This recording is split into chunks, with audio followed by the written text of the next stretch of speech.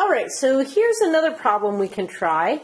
We've got NO2, and you can see that there's 3 moles of NO2 combined with 1 mole of water. So remember, when the coefficients are not shown, that indicates that there's a 1 out in front of these guys, so that you can tell how many moles are going to be needed or produced.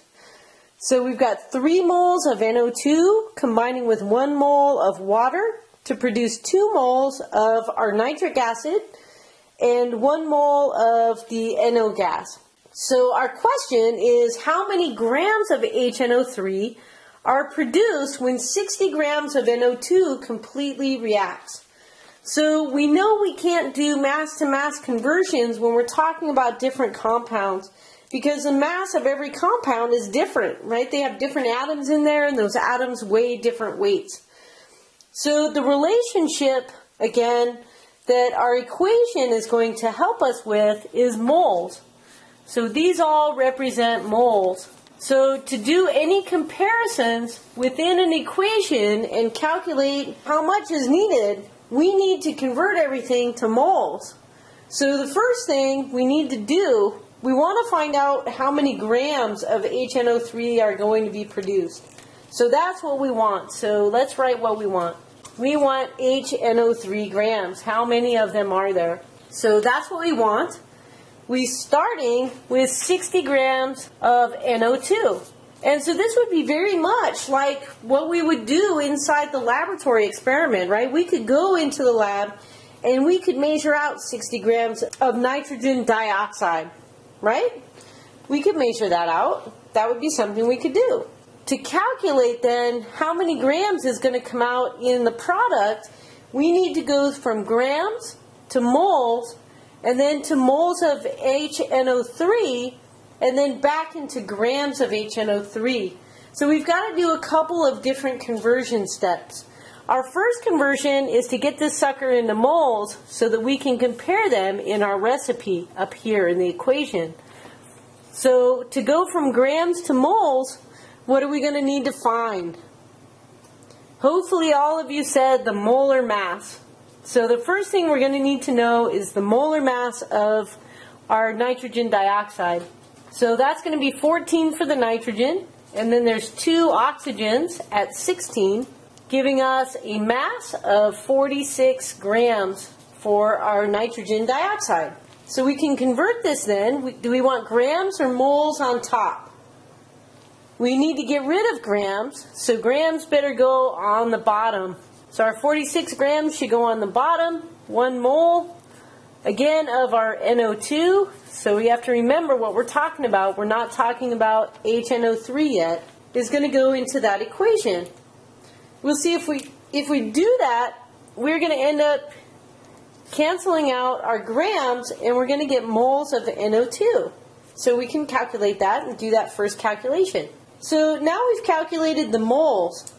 So the number of moles that are going to be present here, 1.3 moles of NO2. So that doesn't help us because we want to calculate the number of grams of this guy. But it gets us closer, right? Because we can compare how much we need and how much can be made by our ratio, because these are mole ratios. So we can do our next conversion. We've got 1.3 moles of our NO2, and we know that for every 3 moles of NO2, we can produce 2 moles of HNO3.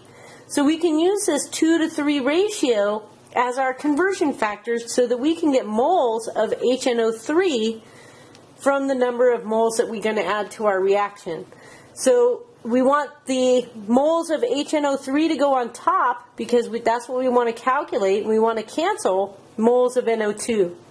So we're going to get 2 moles of HNO3 for every 3 moles, right? We've got 3 moles of NO2 gas. So that's going to be our conversion factor to get us to moles of HNO3. So we can go ahead and cancel these guys out. Moles of NO2 are going to cancel out. We'll be left with our answer in moles of HNO3. So if we do that calculation, we've got 1.3 times 2 divided by 3 is going to give us 0.86, 0.87 rounded up, 0.87 moles of HNO3. Okay, so now we have moles of HNO3, but we don't want moles, we want grams. So we need to do the mole to gram conversion to get into grams of HNO3. So now we've got 0.87 moles of HNO3, and we're going to need to use what to get our mass to mole conversion? We're going to need to know the molar mass of our second compound over here. So we're going to calculate that molar mass is going to be 1 plus 14 plus 3 times 16, since we've got 3 oxygens. And that is going to be 63 grams per mole. So we can put grams on top because that's what we want to find. So we'll have 63 grams of HNO3 in 1 mole of HNO3. So there's that, and we can calculate that out. And we would find that we would expect to get 54.81 grams of HNO3 if we reacted 60 grams of our NO2. And so this would be our final answer for this problem. So that's a very useful tool to be able to go from grams to grams, but you have to go through the moles when you're using your chemical equations.